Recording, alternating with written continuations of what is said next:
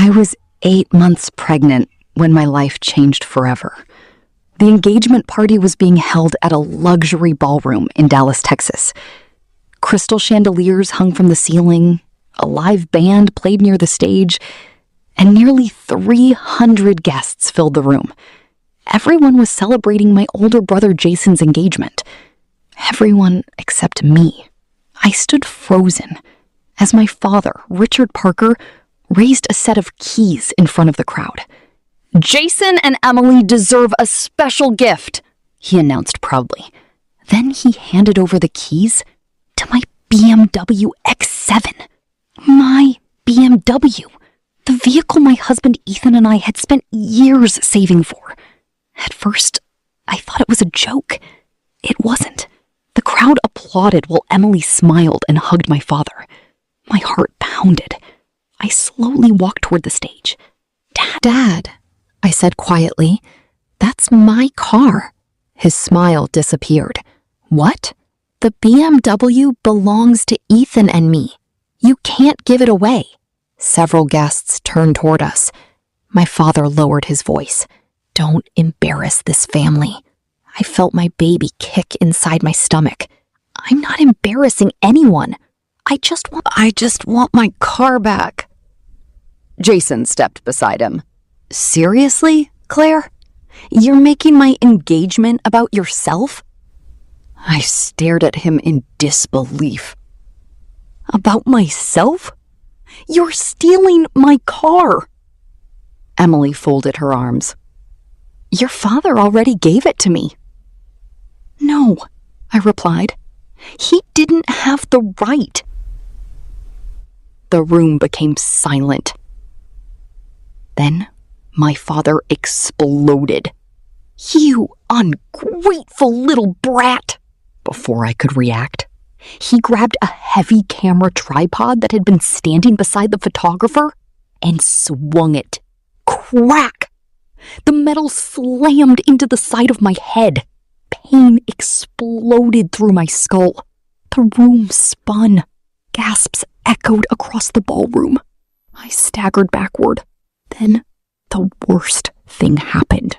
My pregnant stomach smashed directly into the sharp corner of a banquet table. Agonizing pain shot through my body. I collapsed. A warm liquid ran down my legs. My water had broken. Seconds later, I saw blood. A lot of blood. People screamed. Someone dropped a wine glass. But nobody from my family moved to help me. Not my father, not my brother, not even my mother. They just stood there, staring. My hands shook as I pulled out my phone. I called my husband. "Ethan," I whispered. Blood pooled beneath me.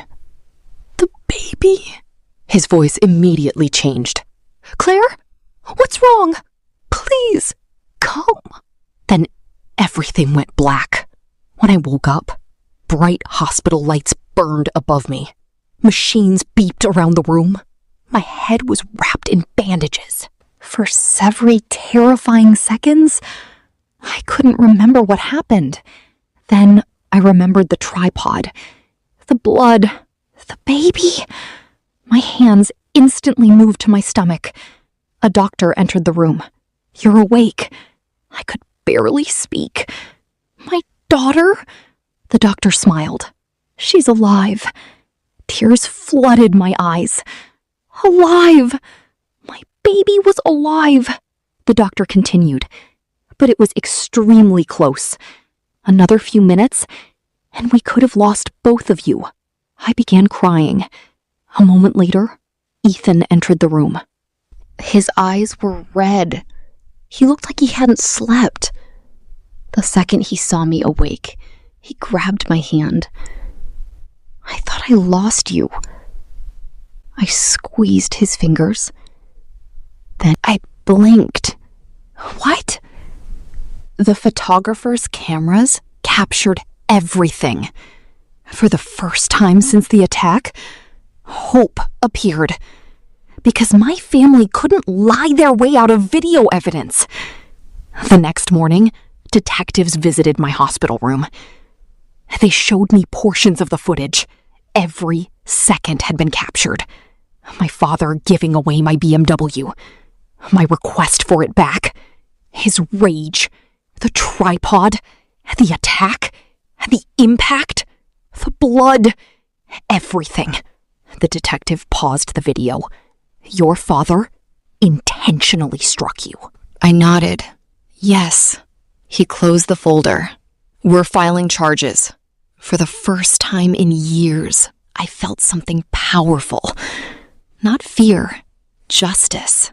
My father thought money would save him. He hired expensive lawyers. Jason publicly claimed I had fallen by myself. My mother supported his story. The entire family turned against me. But evidence doesn't care about lies. The footage soon reached local news stations across Texas. Within days, the story exploded nationally. A wealthy businessman attacks his pregnant daughter at an engagement party.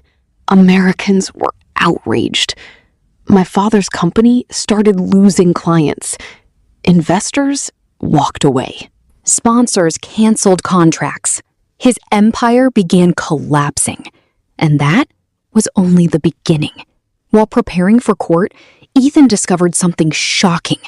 My grandfather had created a family trust years earlier, a trust worth millions. According to the documents, half of it belonged to me. I had never been told, not once. After further investigation, attorneys uncovered something even worse. My father had hidden the trust documents for years. He had forged records, manipulated assets, and illegally transferred funds. The man who claimed I was destroying the family had actually been stealing from me the entire time. Now he wasn't facing only assault charges. He was facing fraud investigations, too. The criminal trial started 8 months later. The courtroom was packed. Reporters filled every seat. My father sat at the defense table looking 20 years older. The prosecutor played the engagement footage. The room became silent. You could hear people breathing. Then came the moment. The tripod strike. Even jurors looked horrified. One woman wiped away tears. The defense had no explanation, because there wasn't one. The video showed the truth, and the truth was devastating. 3 weeks later, the verdict arrived. Guilty. On every major charge. The judge didn't hold back.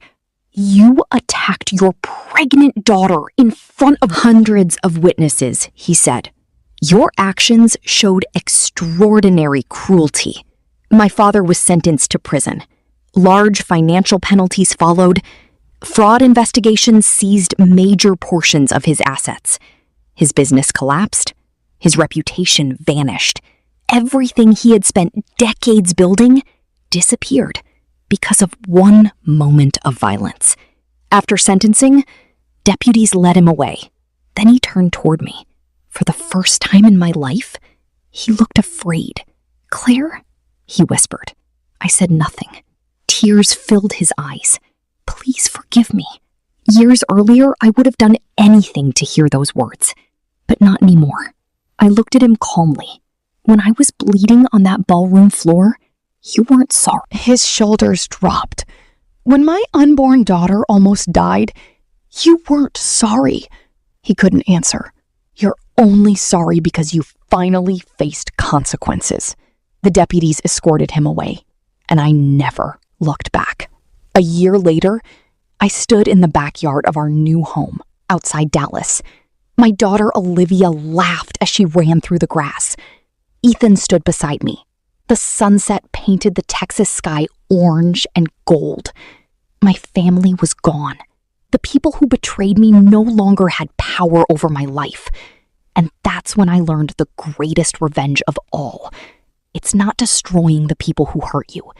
It's building a life so happy, peaceful, and successful that their betrayal can never touch you again. The day my father attacked me, He thought he was taking everything from me.